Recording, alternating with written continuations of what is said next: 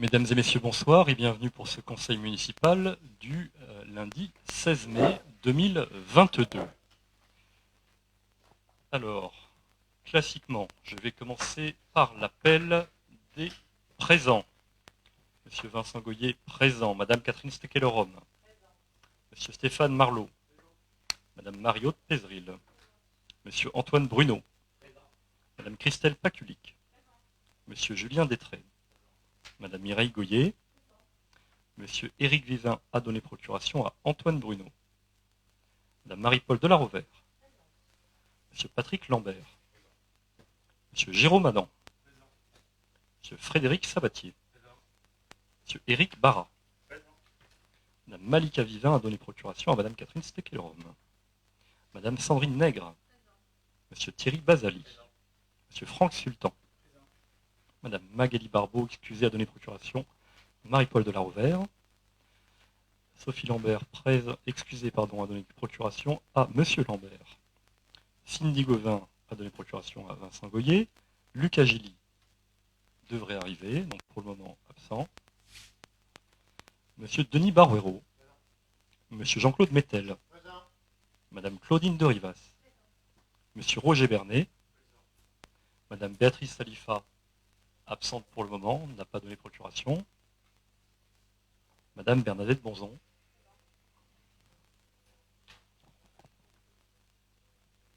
Ah, et j'ai oublié effectivement Maria Madalena Farina Mendes da Silva. Pardon, Madeleine. Alors, je désigne en tant que secrétaire de séance l'inamovible Catherine Stekeler-Rome. Et nous passons tout de suite à l'ordre du jour qui commence par les décisions du maire. Les décisions appellent-elles à question dans la salle? Monsieur Barouero, vous avez la parole. Bonsoir tout le monde. Une petite remarque préalable d'abord avant de parler d'une des décisions là, qui nous pose problème. Remarque préalable, je ne reçois plus depuis quelque temps la revue de presse. Alors je me demande si je suis le seul à avoir disparu de la liste de diffusion ou si d'autres conseillers ont également disparu de la liste de diffusion de la revue de presse. Je me permets de vous répondre tout de suite. J'ai pas eu vent de la moindre remarque de la part des conseillers. Vous êtes le premier à faire la remarque. Donc moi, je fais la remarque. On vérifiera de manière à ce que vous avez vérifié, je suppose, que votre boîte n'était pas saturée. Que c'était pas non, c'est pas la boîte. Donc on vérifiera. Apparemment, une nouvelle fois, j'ai disparu de la liste de diffusion. Bon. Voilà. Bon. Alors, pour la décision, il faut voir la décision numéro 2022-69, qui est la dernière des décisions prises. Il y a un problème, c'est que dans l'annonce de la décision, la partenaire président de l'association, il s'agit de la convention avec les Arlequins, et la présidente est Madame Marco. Sauf que dans le document qui porte la décision, on voit apparaître le nom d'un autre président qui est Monsieur Diaz. Donc là, il y a problème. Je propose que l'on remette au prochain conseil municipal l'acceptation de cette décision, de façon à ce qu'on ait le temps de la corriger. Je répète, la 2022-69... Oui. Monsieur Barouero, les décisions ne font pas lieu à délibération. Donc si vous avez une remarque, et vous en avez une... Il y a deux noms de présidents différents, ça ne peut pas coller. Oui, mais une fois encore, on ne va pas reporter une décision dont l'objet n'est pas d'être soumis à délibération. Par contre, s'il y a une erreur, effectivement, il faudra une décision modificative pour rectifier. En fait, une décision modificative, mais oui. Enfin, voilà. En tout cas, sur la décision telle qu'elle est présentée, on a bien le nom de Madame Marco. Et ensuite, sur la signature, c'est Monsieur Diaz. Et il y a une directrice et un président. Non, mais ensuite, sur le document qui porte signature, Madame Marco est signalée comme directrice, c'est-à-dire salariée, et le représenté par Monsieur Michel Diaz en sa qualité de président. Bon. Donc, on ne sait pas qui est le président et qui n'est pas le président. Sur ce formalisme, on vérifiera de manière à, si nécessaire, faire une décision modificative, mais une fois encore, il n'y a pas lieu à délibérer sur ces décisions. Mais néanmoins, merci pour votre remarque. Pas d'autres remarques sur les décisions? Très bien. Alors, nous passons à la suite de l'ordre du jour, avec l'approbation du procès-verbal du Conseil municipal du 28 mars 2022, dont vous avez tous eu connaissance. Avons-nous des questions ou des remarques sur le procès verbal? Pas de remarques. Le procès verbal est soumis au vote. Y a-t-il des votes contre? Des abstentions? Monsieur Barouero, une abstention. Monsieur Mettel également, 2 abstentions. Des votes pour. Approuvé à la majorité. Merci à vous. Projet numéro 1, avec désormais en matière de finances le vote de l'actualisation de la tranche 2019 du contrat départemental de développement et d'aménagement avec l'ajustement du coût des projets. Alors, comme vous le savez, depuis le début de ce mandat, la municipalité, la majorité actuelle, a hérité d'un contrat départemental qui était prévu sur la tranche, sur les années 2017 à 2019. La dernière tranche n'ayant pas été votée, nous avons repris en main ce contrat départemental en début de mandat, en ajustant un certain nombre de projets, en supprimant ceux qui nous paraissaient le moins en adéquation avec les besoins municipaux, en modifiant en profondeur un certain nombre d'entre eux, et en ajustant à la marge ceux qui nous semblaient pertinents, mais pour lesquels nous avons néanmoins mis notre patte. Ces annulations et de projets, ces reports, ces ajustements nous ont conduit au fur et à mesure de la réalisation de ces chantiers à voir se dégager des enveloppes financières. Nous avions dès l'année 2020 pu libérer une première tranche, notamment pour réaliser le futur aménagement en synthétique du deuxième terrain du complexe sportif. Et nous avons désormais, avec la réalisation effective de la Maison de la Jeunesse et du parking du Long-du-Sang, des marges financières supplémentaires qui sont apparues et qui nous permettent de calibrer correctement désormais la première tranche du projet que nous portons sur ce redimensionnement de notre complexe sportif et avec notamment l'aménagement de ce terrain synthétique dédié prioritairement au rugby, mais également au foot. Voilà, nous avons une série d'ajustements qui vous ont été exposés, et en tout cas, le montant global du projet du contrat départemental a été maintenu au montant négocié avec le département, à hauteur donc de 5 420 703 € hors taxe. Voilà pour l'essentiel des projets. Vous avez eu dans le détail des tableaux qui vous ont été communiqués et qui ont dû répondre à un certain nombre d'interrogations pour ceux qui en avaient. Et pour les autres, le point est ouvert au débat. Y a-t-il des questions sur ce point? Monsieur Barouero, vous avez la parole. Alors, nous allons soulever 4 points. Alors, premièrement, nous observons que vous restez donc dans l'enveloppe budgétaire qui était annoncée donc en septembre 2020. Donc là-dessus, il n'y a pas de question, puisque nous restons sur les mêmes montants.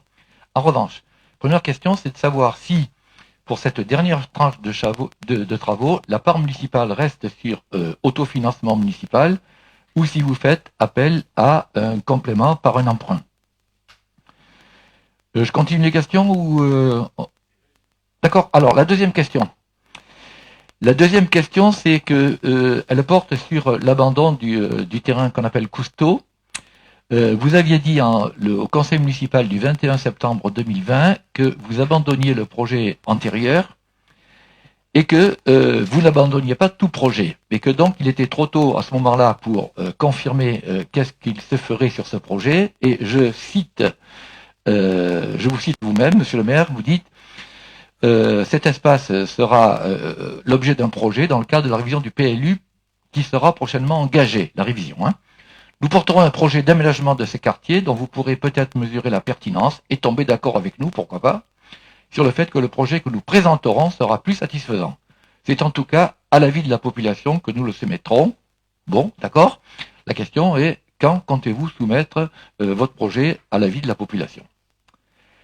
Troisième question, elle porte sur le surcoût de la deuxième pelouse du stade. Toujours au même conseil municipal de septembre 2020, vous aviez annoncé le chiffre de 235 000 €. J'étais de ceux qui avaient dit qu'à 235 000 €, ça me paraissait très en dessous de la réalité. Et vous aviez vous-même confirmé, monsieur le maire, et je peux vous citer encore, vous aviez confirmé que ça se ferait au montant de 235 000 €. Vous nous dites, alors nous on l'avait chiffré un peu nettement plus haut, puisqu'on était dans une fourchette, selon les aménagements, entre 700 et 700 000 euros. Et vous nous dites actuellement, ce sera 506 416 euros hors taxe. On aimerait savoir pourquoi vous êtes passé de ce 235 000 que vous annonciez au 506 que vous affirmez aujourd'hui. Enfin, le quatrième et dernier point porte sur plutôt l'abandon de l'ombrière du gymnase.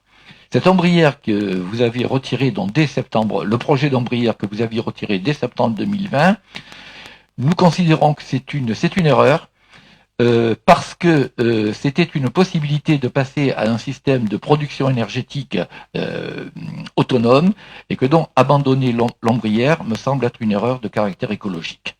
Voilà. Voilà les 4 points sur lesquels j'aimerais entendre vos réponses. Alors, Monsieur Barbero, vous m'avez longuement cité, donc vous avez d'excellentes sources.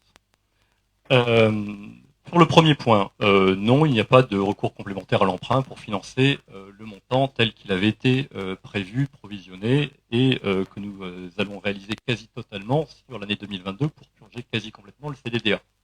Il restera un dernier projet début 2023, à savoir justement la réalisation du deuxième terrain synthétique.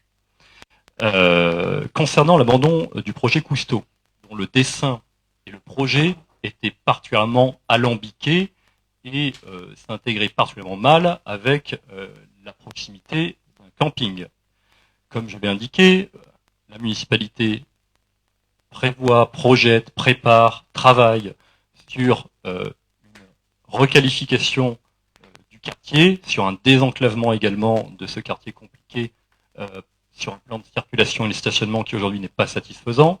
Et donc l'ensemble de ces points seront abordés dans le cadre de l'élaboration du PLUI, dont j'ai le plaisir d'indiquer, un petit peu ironiquement, vis-à-vis des retards pris, que la métropole a fini par voter lors du dernier conseil métropolitain une enveloppe de 400 000 euros pour la réalisation de ce PLUI, qui est donc un PLU révisé à l'échelle des communes de Martigues, Port-de-Bouc et Saint-Mitre-les-Remparts.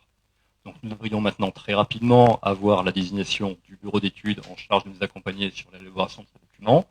Et donc nous partons sur un calendrier qui nous conduit sans doute, à partir du moment où le bureau d'études aura été nommé, sur une échéance à horizon de 3 ans. Donc, la métropole et le conseil de territoire, tous les deux nous ont fait prendre du retard et nous pouvons continuer en attendant à travailler sur le périmètre du PLU actuel. S'agissant du changement de montant pour l'ajustement du projet du deuxième terrain du complexe sportif, nous avions dès 2020 permis de libérer une enveloppe financière et nous assumons totalement la suppression d'une ombrière dont l'usage et le coût étaient totalement décalés par rapport aux besoins municipaux. Monsieur Baruero, si vous souhaitez installer des panneaux photovoltaïques sur des structures, vous en avez déjà à disposition. Il n'était pas pertinent ni nécessaire de dépenser 300 000 euros d'argent public pour installer une ombrière entre le gymnase et les cours de tennis pour une utilisation une fois par an lors de la fête des associations, les fois où il pleut, donc même pas tous les ans. Donc, s'agissant des économies d'énergie et des études en matière de performance énergétique de nos bâtiments municipaux, elles sont engagées, elles n'étaient pas du tout engagées quand nous sommes arrivés. Nous les engageons d'ailleurs en lien avec la métropole, dans le cadre d'études avec un économe de flux sur les bâtiments les plus énergivores aujourd'hui. Et nous trouverons tous les partenariats pour améliorer petit à petit nos dépenses et notre consommation énergétique. S'agissant donc, j'y reviens, de l'ajustement du prix du deuxième terrain, en l'occurrence celui qui va être dédié principalement au rugby, nous avions dégagé une première enveloppe pour un projet à minima. Et maintenant que nous avons réussi à dégager une enveloppe complémentaire, eh bien nous avons pu affiner le projet et aller plus loin que ce que nous avions envisagé, et en s'appuyant sur la totalité de l'enveloppe qui nous est aujourd'hui allouée. Et s'agissant d'un projet pour lesquels nous avons une maîtrise foncière partielle parce qu'un terrain aux normes nécessite une extension sur des terrains qui ne sont pas aujourd'hui maîtrisés par la commune mais qui sont aujourd'hui propriété d'un particulier, et un terrain que nous sommes par ailleurs en train de racheter. Ça a été inscrit, discuté, débattu, présenté lors du vote du budget. Eh bien, nous aurons d'ici quelques années, quand le PLUI aura été adopté, la réalisation d'une mise aux normes de ce terrain qui sera utile et utilisable dès sa première réalisation, mais qui nous permettra d'aller plus loin et d'accompagner davantage nos équipes, nos clubs, nos associations dans l'accompagnement, l'encadrement, l'apprentissage pédagogique et sportif à destination de nos jeunes et des adultes également. Donc, une première enveloppe avait pu être libérée dès 2020, nous l'avons saisie et nous complétons aujourd'hui parce que, une fois encore, la réalisation de la Maison de la Jeunesse d'une part, le parking du centre d'autre part, ont permis de dégager des enveloppes financières et donc d'aller de l'avant sur les projets que nous avions annoncés à la population dans le cadre de nos projets municipaux. Et je constate en arrivant au 4e point que je viens d'y répondre sur l'ombrière au passage. Voilà, Monsieur Barouero, pour les réponses aux questions que vous aviez posées. Merci, Monsieur le maire, mais ces questions ne sont pas tout à fait satisfaisantes, pour ne pas dire pas du tout satisfaisantes. Alors, si les questions n'étaient pas satisfaisantes, les réponses, en tout cas, le seront peut-être davantage. Oui, c'est vos réponses. La plus révélateur, vous direz-vous. Bien. Ceci étant, l'ombrière, vous l'interprétez à votre façon, mais c'est pas du tout ce qui était prévu. Monsieur et c'était pas un usage unique pour un jour tous les 36 du mois. Deuxièmement, Monsieur Barouero, je ne vous ai pas coupé. Posé 4 questions. Je ne vous ai pas coupé quand vous avez parlé. Je vous ai demandé si vous aviez des questions sur ce point. Vous avez posé vos 4 questions. On a répondu à vos 4 questions. Mais on a un droit de réponse à vos réponses. Oui, sinon, c'est pas de la démocratie. C'est de la démocratie. Non. Attendez, Monsieur Barouero, simplement sur la bonne marge du Conseil, de manière à ce qu'on puisse quand même débattre sereinement, mais avancer. Je vous remercie de poser vos questions, de nous permettre de répondre. Ensuite, on passe au vote. Je vais vous rendre la parole parce que vous avez manifestement un complément à apporter. Oui. Mais une fois encore, le but est aussi d'avancer. On vous laisse la parole sur chaque point. On vous laisse vous exprimer sans vous chronométrer. Merci de ne pas en abuser. Le débat ne consiste pas à poser des questions et à vous donner des réponses. Le débat consiste à en débattre. Alors, je vous dirais que, et je vous citerai encore une fois, sur la question du prix du stade, vous aviez affirmé en 2020, et je vous cite, dont nous allons arriver à faire un aménagement de ce deuxième terrain avec la somme de 235 000 euros. Ce n'est pas la réponse que vous avez donnée, je le note. Je viens de vous indiquer très précisément que nous avions un projet à minima sur la base des sommes que nous avions pu dégager dès 2020 et qu'évidemment, en dégageant des montants supplémentaires, nous avons pu compléter le projet. Voilà, c'est très clair et ça sera présenté, expliqué comme ça à la population et personne n'y verra malice, à part vous, peut-être. Bien, je soumets donc ce point au vote. Y a-t-il des votes contre ? 5 votes contre. Y a-t-il des abstentions? Des votes pour?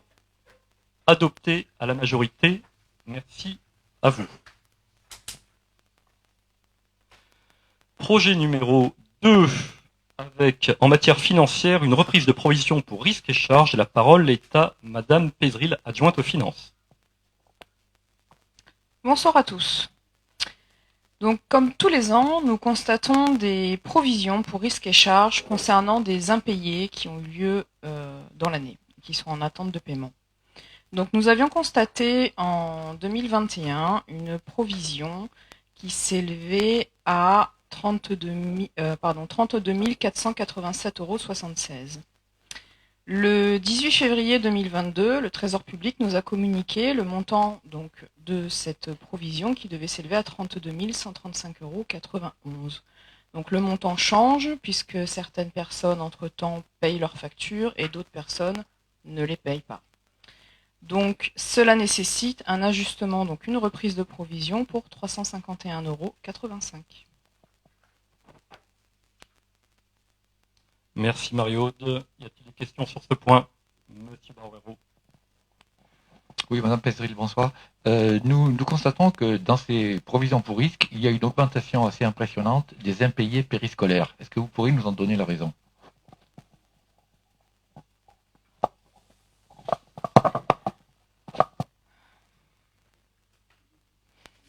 Alors la raison, non, a Après, si les gens ne payent pas, malheureusement, je n'ai pas de raison valable à vous donner.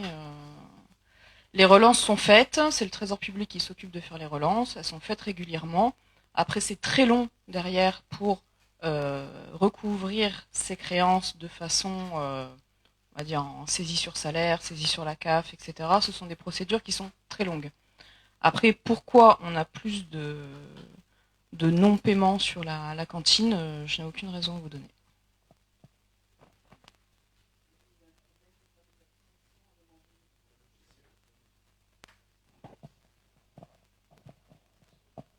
Il me semble me souvenir qu'il y avait eu, mais bon, c'était vous qui étiez à l'époque, je dirais aux manettes, un problème avec le logiciel de facturation, qui fait qu'il y a eu un certain nombre de soucis pour beaucoup de factures.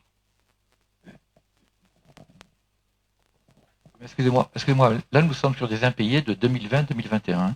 Pas des impayés Non, vous antérieurs. devriez vérifier. Regardez bien la liste. Nous sommes sur des impayés de 2020-2021. Vérifiez toute la première page, monsieur Barrero. Vous verrez que la plupart concernent une époque avant. 2017, 2018, 2019.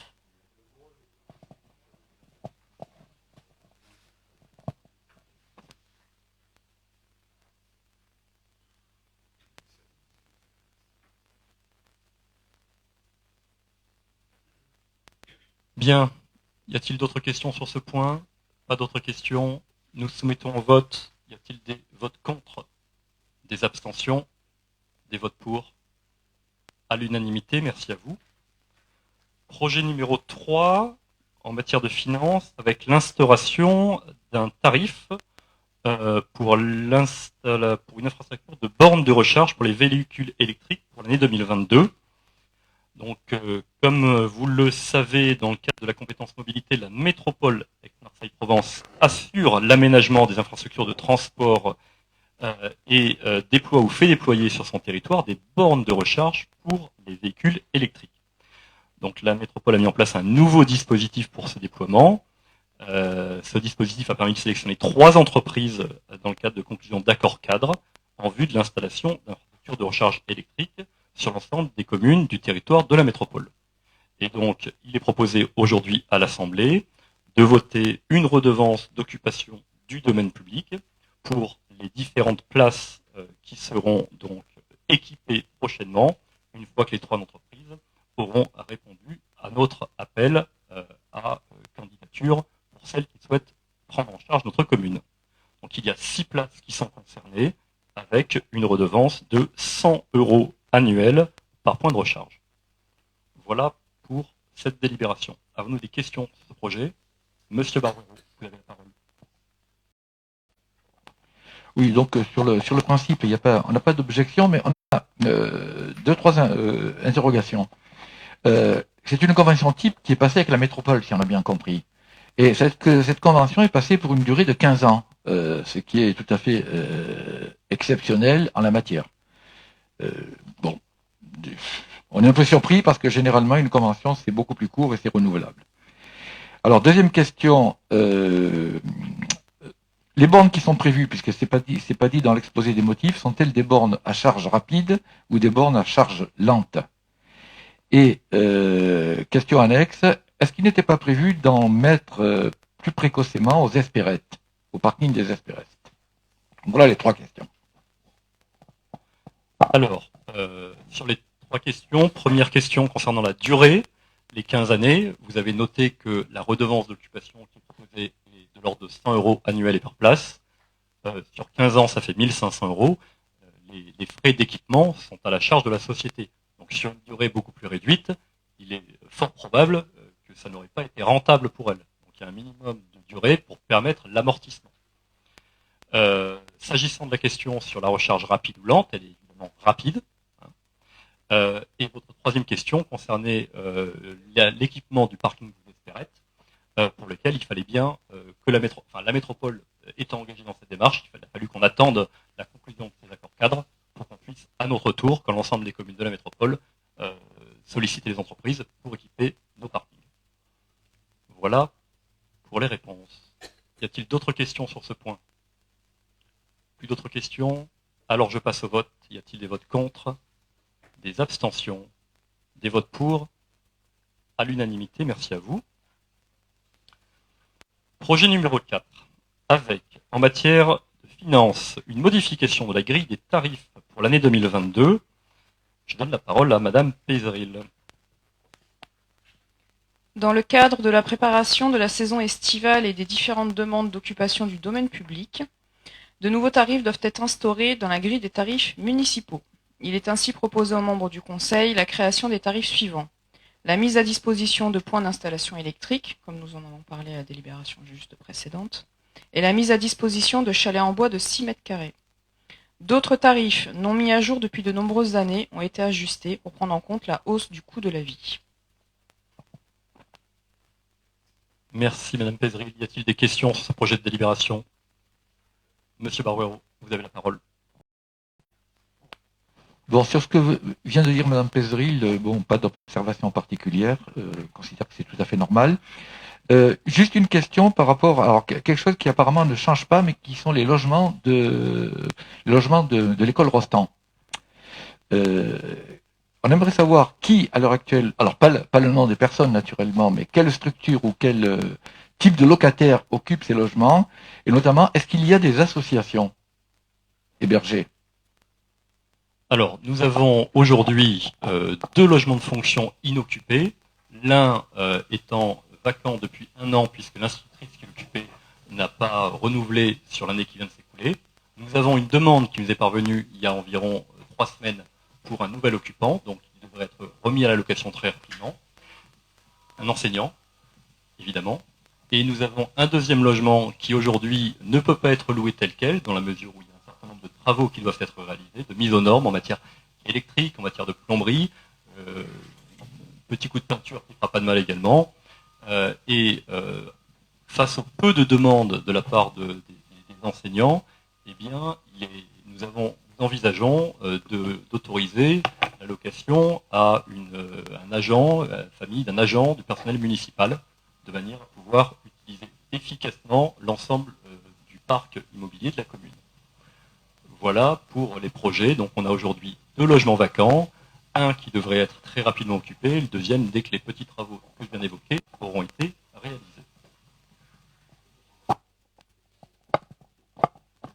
Donc pas d'association hébergée actuellement.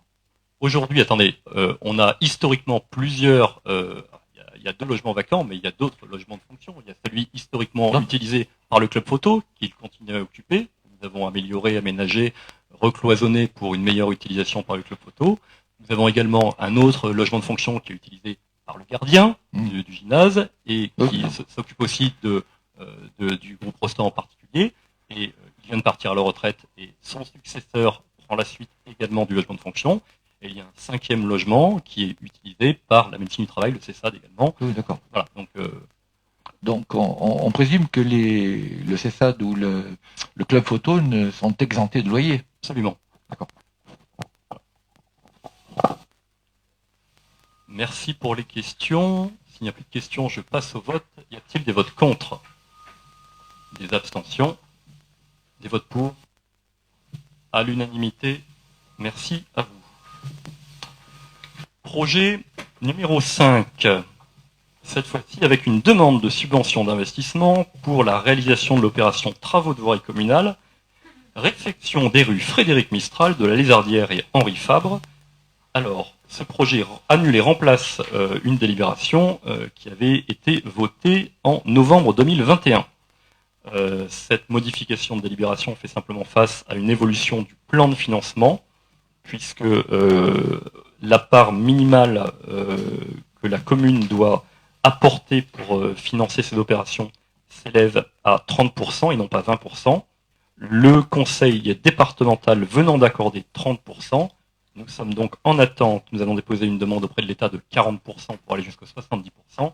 Et c'est le plan de financement qui vous est présenté dans cette délibération. Avons-nous des questions sur ce point? Monsieur Barouero. Alors, apparemment, il y a 3 rues qui sont concernées, hein, si j'ai bien compris. C'est bien ça? Il y a 3 rues. Alors, est-ce que, c'est une question technique, est-ce que l'enfouissement des réseaux... Vous avez laissé des photos, un reliquat de photos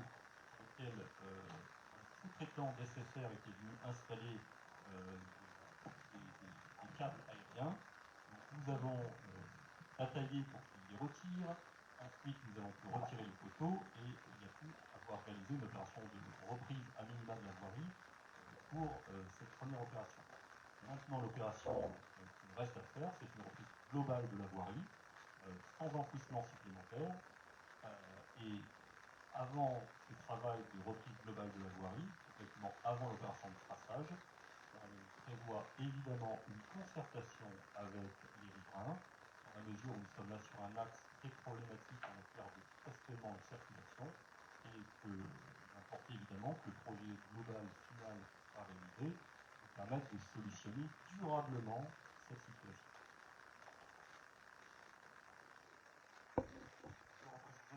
Oui. Sur la rue de la Méjardière, qui est prévue dans l'aménagement, apparemment les réseaux sont enfouis déjà. Mais sur la rue Henri Fabre, apparemment c'est pas le cas sur la totalité de la rue. Est-ce que donc il va y avoir l'enfouissement des réseaux sur la totalité de la rue Henri Fabre? Non, pas prévu spécifiquement. Donc ça sera un chantier sérieux? Pour le moment, en matière d'enfouissement, nous allons basculer sur le littoral, là encore conformément aux priorités au niveau de la campagne. Nous sommes en train de préparer l'opération de l'allée de la plage d'Arctique. On adorerait tout faire à la fois, hein, mais c'est toutes les priorités en fonction des conditions de déplacement. Pas d'autres questions? Je soumets au vote. Y a-t-il des votes contre? Des abstentions? Des votes pour? Adopté à l'unanimité, merci à vous. Projet numéro 6. Nous revenons à un point de finance avec une demande de subvention au Conseil départemental de Bouches-du-Rhône pour la réalisation d'une opération d'acquisition de gros matériel pour les services municipaux.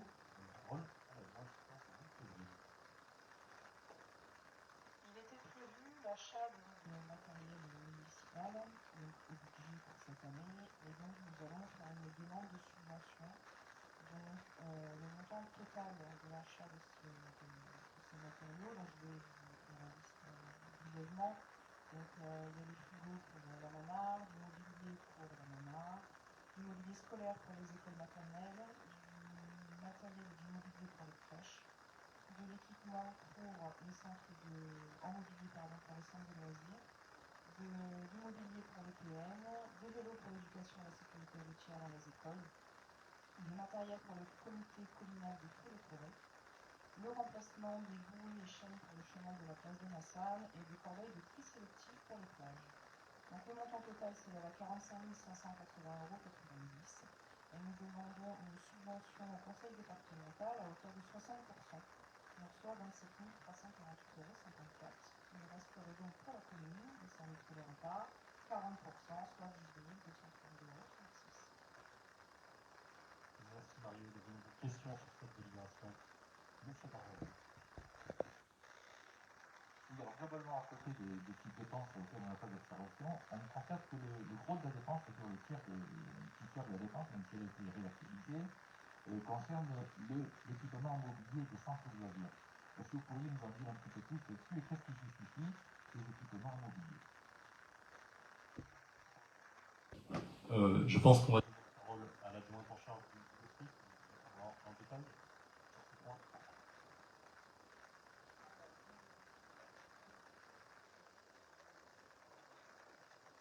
Vous n'êtes pas sans savoir que le projet de la maison de la jeunesse et des associations devrait aboutir début septembre et qu'il faudra donc équiper ces locaux de matériel, de mobilier. Donc c'est la prévision simplement de l'aménagement. Donc vous avez fait que du fait qu'on a toujours été contre le transfert des centres de loisirs dans ce bâtiment, nous ne voterons pas cette délibération. Comme ça me fait donc moi de vous rappeler à quel point le projet que nous portons est différent de celui que vous aviez initié. Alors, ce projet de délibération est soumis au vote. Y a-t-il des votes contre? 5 votes contre, des abstentions, des votes pour, adopté à la majorité. Merci à vous. Projet numéro 7 avec en matière de commande publique, le renouvellement de l'adhésion de la commune au groupement de commandes porté par le SNED, le syndicat mixte d'énergie du département des Bouches-du-Rhône. pour l'achat d'énergie et des travaux, la fourniture et des services en matière d'efficacité et de consommation énergétique. La parole est maintenant en charge de ce Bruno.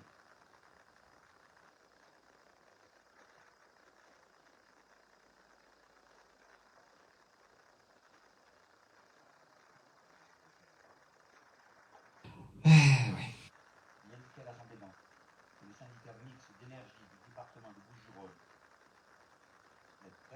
a constitué un groupement de commandes d'achat d'électricité et de services d'efficacité énergétique dont il est le coordinateur. Considérant que le syndicat mixte d'énergie du département de Bouches-du-Rhône, en sa qualité de membre pilote du dit groupement, sera l'interlocuteur privilégié des membres du groupement situés sur son territoire. Considérant que la commune de Saint-Michel-les-Remparts a des besoins en matière d'acheminement et de fourniture d'électricité ou de gaz naturel, de travaux, fournitures et services en matière d'efficacité énergétique, considérant que la commune de Saint-Michel-les-Remparts, au regard de ses propres besoins, a un intérêt à adhérer à ce groupement de commandes, considérant que la commune sera systématiquement amenée à confirmer sa participation à l'occasion du lancement de chaque marché d'achat d'électricité pour ces différents points de demande d'énergie, il appartient au conseil municipal d'en délibérer.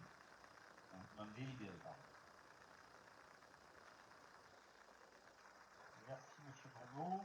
Donc nous avons là le renouvellement de l'adhésion de la commune avec pour l'apercevoir en détail de façon complémentaire la possibilité en commun de réaliser des travaux. Donc, on a parlé tout à l'heure des travaux qu'on sera amené à effectuer pour améliorer la performance énergétique du bâtiment. Le SMED pourrait être amené à proposer aux communes de souscrire à un groupement de commandes auprès d'entreprises pour réaliser des travaux. Par exemple, pour des panneaux photovoltaïques. On est ici sur des phases préparatoires, on ouvre la possibilité, il n'y a rien encore de fixé, mais le SMED finalement va plus loin que jusqu'à présent. Il était essentiellement sur la fourniture d'électricité, des transports automatiquement des réseaux, où on va pouvoir aussi aller plus loin en faisant pour acheter des services en matière de travaux énergétiques.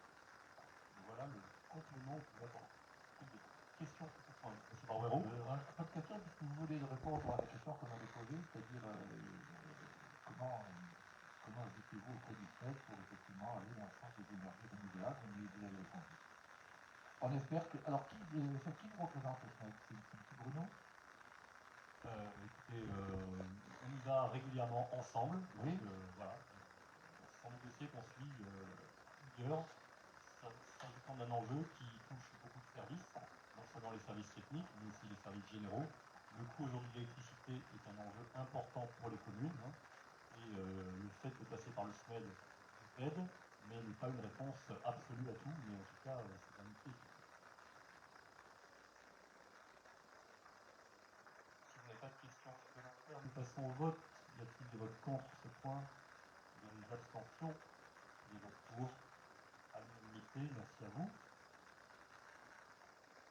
Alors, en matière maintenant de commande publique, la parole est à nouveau à M. Bruno concernant l'attribution du MAPA 2022-01, à savoir l'extension de la cour de la maison de jeunesse et des associations.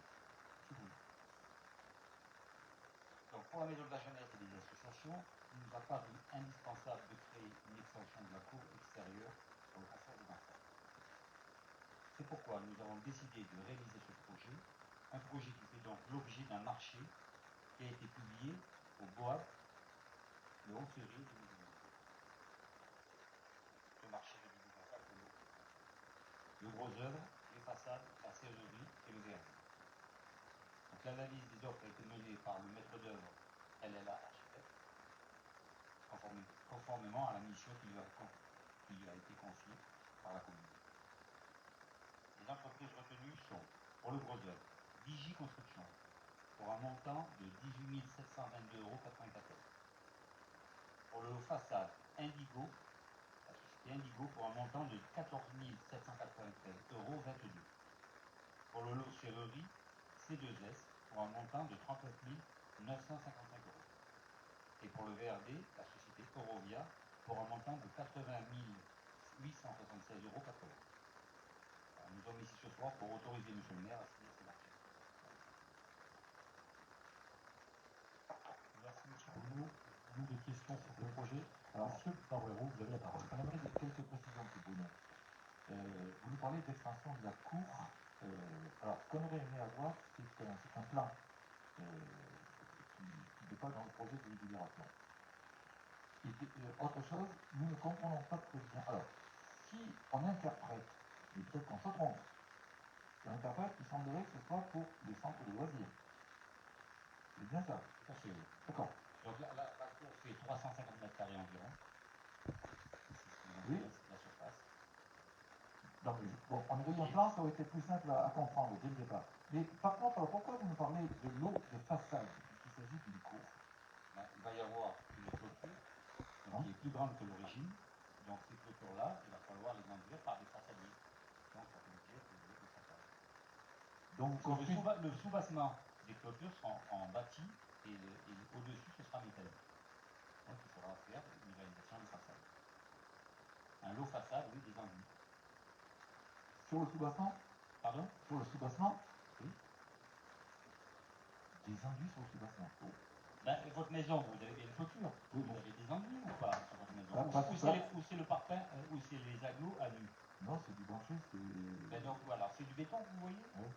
Est-ce que c'est chez vous, c'est du béton? Non, il faut faire un enduit de finition. En plus, c'est une obligation. C'est pas ce que tu en fous, ça. Ah non. Non, mais on parle de... Non, on parle de mur. Bon. On tire les bâtiments. D'accord, ça On va. parle pas de fondation, là. Bon, d'accord, ça va. Ok, bon. Donc, c'est un mur. On fait un mur en sous-bassement. Et au-dessus, il y aura une partie métallique. En barre. D'accord, je comprends. C'est pas que de l'enfouissement, c'est un muret, quoi. Un muret, ouais. Un muret avec un muret. Ah, ben, Non, mais un sous-bassement, ça n'a jamais été un enfouissement. D'accord, Un enfouissement, ça a été... Ok, ça va. C'est des fondations. Quand on parle d'enfouissement, c'est des fondations. D'accord. Voilà. Après, il y a une élévation en mur qui fait un sous-bassement par rapport à une clôture métallique. D'accord, ça va. Donc, même observation tout à l'heure, l'appartement où c'est pour le centre de loisirs, nous voterons contre ça. Alors, il n'y a pas d'autres questions. Il faut continuer au vote. Y a-t-il des votes contre?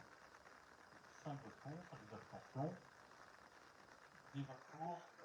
Adopté à la majorité, merci à vous. Projet numéro 9. Alors, en matière de jeunesse, l'attribution de cartes cadeaux dans le cadre du tournoi de jeux vidéo organisé par la commune. C'est à Madame Franchard. Alors, un tournoi de jeux vidéo, Mario Kart, pour les jeunes de 7 à 17 ans de Saint-Luc, sera organisé le 25 juin à la Manard. À cet effet, l'espace public numérique, qui est actuellement la bibliothèque, sera délocalisé à la Manard. La municipalité souhaite récompenser les 3 vainqueurs par des cartes cadeaux de 60, 50 et 40 euros. Nous vous demandons donc de valider cette proposition. Merci Mireille. Avons-nous des questions sur ce projet de délibération? Alors, excuse-moi, pas d'objection sur le fond, mais sur la forme. Délibération numéro 9, vous annoncez la culture. Attribution de cartes, etc. Et dans la délibération elle-même, il y a l'ordre du jour, c'est culture, et dans la délibération, c'est jeunesse. Donc, là aussi, il y a un problème de forme. Pour ceux qui ont entendu la rectification d'erreur matérielle, c'est bien jeunesse. Nous mettons en vote avec des votes contre, des abstentions, des votes pour. Adopté à l'unanimité, merci à vous. Projet numéro 10 maintenant avec l'adoption du nouveau règlement de fonctionnement du restaurant municipal. Et je donne la parole à Madame Stekelrom. Bonsoir à tous. Oui, nous avons considéré qu'une importante refonte de ce règlement était nécessaire pour l'adapter à de nouvelles pratiques et en faire évoluer le fonctionnement. Il vous est donc proposé aujourd'hui une nouvelle version de ce règlement dont voici les principales modifications. La première est le titre de ce document, qui n'est plus un règlement intérieur, mais devient un règlement de fonctionnement. En effet, le règlement intérieur est destiné aux salariés et le règlement de fonctionnement est destiné aux usagers. C'est le code de l'action sociale et des familles, le décret de 2003.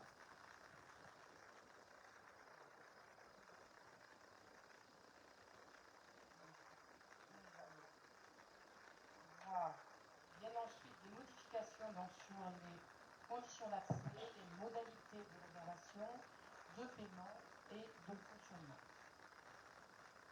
Modification sur les conditions d'accès.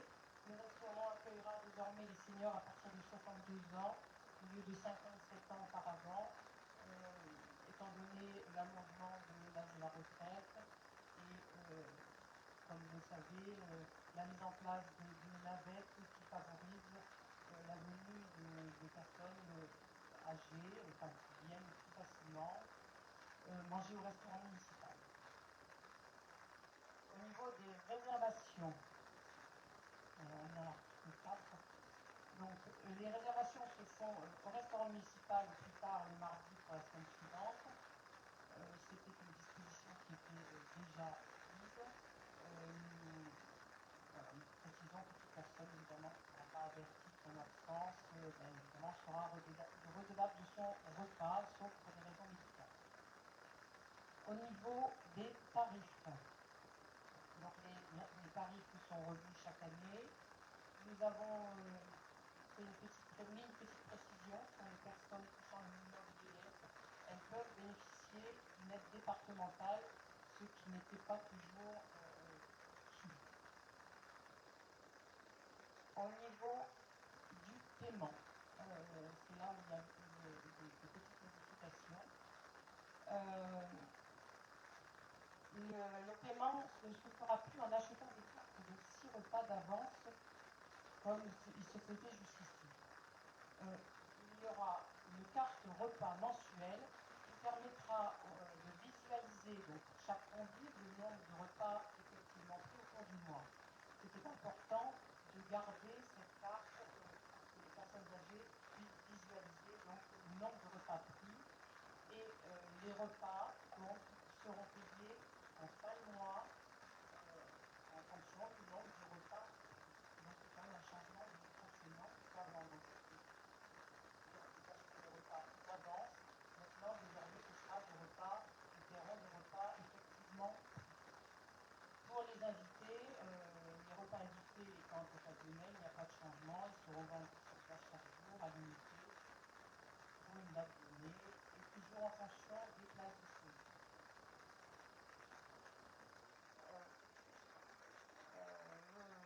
Sur le fonctionnement du restaurant, une petite précision également, seul le menu annoncé est servi. Aucun plat de substitution ne sera possible parce que de pouvoir répondre à des demandes particulières, donc évidemment sauf l'allergie. Alors au niveau de l'hygiène, il est évidemment demandé aux convives de se soumettre aux règles d'hygiène et de sécurité élémentaire. Il y a un paragraphe que nous avons rajouté avec la pandémie que nous venons de lire et que nous vivons encore. Eh bien, nous avons rajouté qu'il convient de respecter évidemment le protocole sanitaire en place, gestes, barrières et consignes. Au niveau du stationnement, le stationnement est toujours autorisé sur le vélodrome. Un petit rajout concernant donc là un emplacement qui est réservé à la navette, puisque, comme vous devez le savoir, une navette municipale a été mise en place. Donc de fond, le fonctionnement juste après ce point. On a donc demandé au conseil municipal donc, de voter le nouveau règlement de fonctionnement du restaurant municipal. Y a-t-il donc des questions sur ce point? Pas de questions sur ce point. Je suis le vote. Y a-t-il des votes des abstentions et votes pour à l'unanimité? Merci à vous. Projet numéro 11, désormais avec toujours en matière de règlement, l'adoption du règlement de fonctionnement de la navette municipale. Je redonne la parole à Catherine. Alors, comme je viens de vous l'indiquer, la municipalité a mis en place une navette municipale pour permettre donc aux seniors, les seniors ayant des difficultés à se déplacer, de pouvoir venir au restaurant municipal, au marché, au centre de village et également dans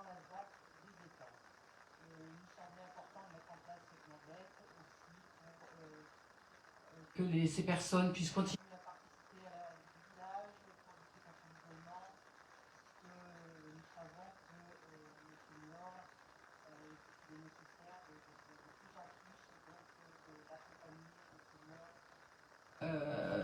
afin de pouvoir de leur permettre de rester le plus longtemps possible à la maison.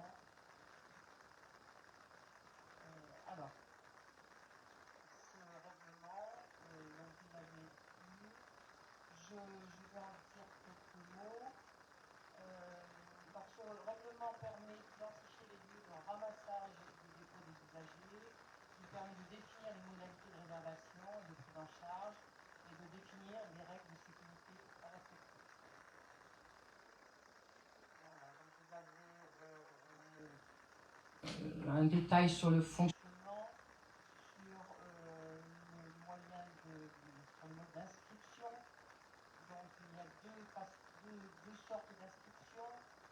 Pour les personnes qui désirent se rendre au restaurant municipal, l'inscription peut se faire directement au restaurant municipal, bien au CCAS, qui reste le lieu de rassemblement des inscriptions. Donc pour le village, pour le marché, pour la date, les inscriptions se font au CCAS, qui va regrouper donc en fin de semaine, donc le jeudi, toutes les inscriptions pour la semaine suivante, les transmettre aux chauffeurs qui vont pouvoir donc préparer leur circuit pour la semaine. Cette navette a démarré le et a déjà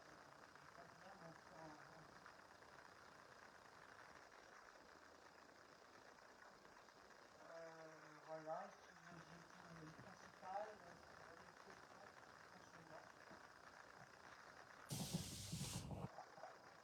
Monsieur Barreau, si nous comprenons bien, cette navette mise en place donc, pour les personnes qui fréquentent le foyer aura un usage exclusif. C'est-à-dire qu'il n'est pas prévu d'autres usages de la navette.